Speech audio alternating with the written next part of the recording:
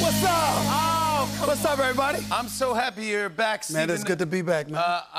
You know I'm a big fan. I want to talk. You have a lot going on right now. Yes. You wrote a memoir?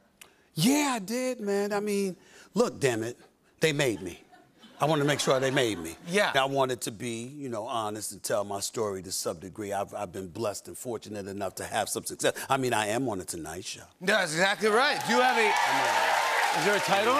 Is there a title to the memoir yet? Straight Shooter. Straight Shooter. Straight Shooter. Stephen, you got to come back when that comes out. That's right, absolutely, in January.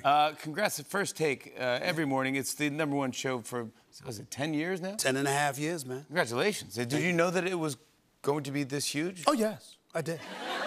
I absolutely did. I mean, Wow, you didn't even think for a second. I had no doubt. Well, listen, man, the objective of a debate show is to basically have reason to debate. And when my man Skip Bayless, who's now at FS1, asked me to come and join him, I knew it was going to be successful because we agreed on nothing. Yeah. And I mean, absolutely, positively nothing. Yeah. And so because of that, I'm like, I'm not going to struggle to find something to debate about. Yeah. And that's it's straight. easy. You got a lot of people that, they'll sit up there and, they act like they disagree. It's good television. That's what they say. Yeah. He and I disagreed all the time. And then I found out I pretty much disagree with everybody. So, I mean, that's why I've been #1, because it ain't hard for me to find people I disagree with. Yeah. And it's very interesting, always, every single time. When you're doing the show from Orlando on October 7th during HBCU week, what's it like to be part of that? Well, that's something that's near and dear to my heart. I'm a graduate of Winston-Salem State University, and over the last 2 to 3 years, we've been blessed and fortunate enough to raise about $12 million in scholarships for over 2,000 students. And so, being from an HBCU, it saved my life because it gave me an opportunity to see a different side, to see something other than the streets of New York City, because I was raised in Hollis, Queens, New York. And so for me to go down to Winston-Salem State and to have that experience is something that I want to make sure a lot of students, particularly minority students throughout this country, know and recognize what an HBCU is all about and what it has to offer. That's good. So, and Disney, obviously ESPN and Disney have helped immensely putting that on the national airwaves and giving that kind of profile. So I've been very honored to be a part of that. When you go to games, are you allowed to react? Yes. You see what I'm saying? But it's tough because see, I'm not supposed to have favorites. Well, damn it, I'm gonna have favorites when it comes to the Knicks. Yeah, the Knicks. And more importantly, the Yankees too. But more importantly, I gotta admit this. My lifestyle is very, very important to me. So if I see the Lakers playing the Utah Jazz in the playoffs, and I know I gotta cover the finals, damn it, I'm rooting for the Lakers. I wanna be in LA. I don't wanna be in Salt Lake City. I'm just sorry. You can't do it based on that. I can't. I'm sorry. Listen. Honesty is the best policy.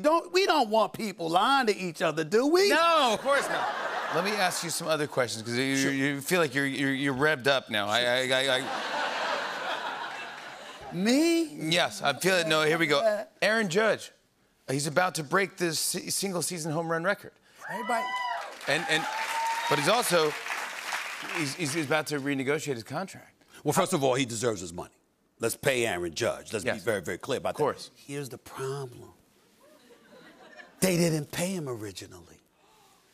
They offered him nearly $250 million. He thought he was worth $350 million. The brother bet on himself. The bottom line is that he's wreaking havoc.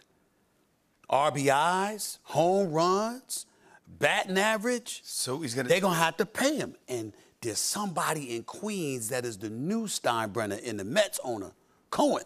This brother, they making new rules for this brother because of how much money he's willing to pay.